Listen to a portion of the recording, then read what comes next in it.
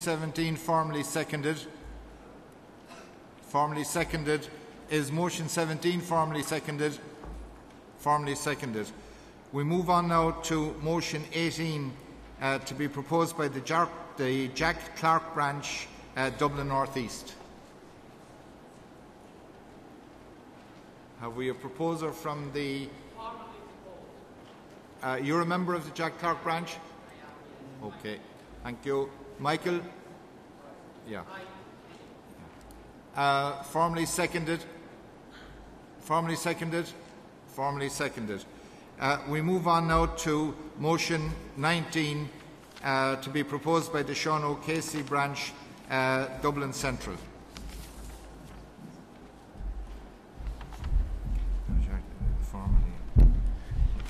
Deirdre O'Byrne, Sean O'Casey branch, Dublin Central. I wish to talk to you about gender recognition legislation. It's something that Minister Burton has been landed with, so complete change of subject from pensions and whatnot. 15 years after Dr. Lydia Foy took this country to court, this year is likely to be the year that gender recognition legislation is finally introduced in Ireland. One of the most important steps in this process happened last summer, when the previous government's Gender Recognition Advisory Group published their report containing recommendations for gender recognition. That the group contained no transgender representatives is evident in their report, which seems to be little more than a copy of the UK's gender recognition legislation which has since been shown to be problematic.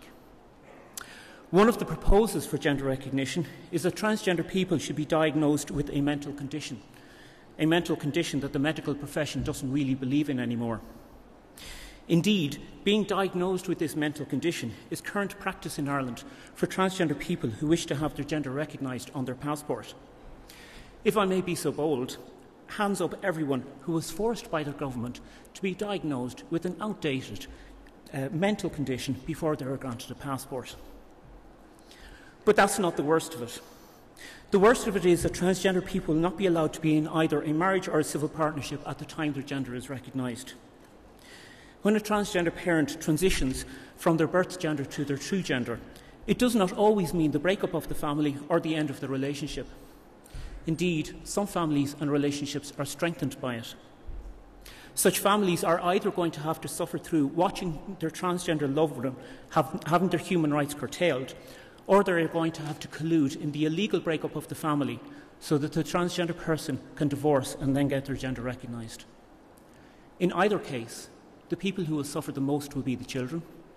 Once again, the children of Ireland are being asked to suffer because some of the adults of Ireland find it too difficult to do the right thing. This is a human rights and human dignity issue.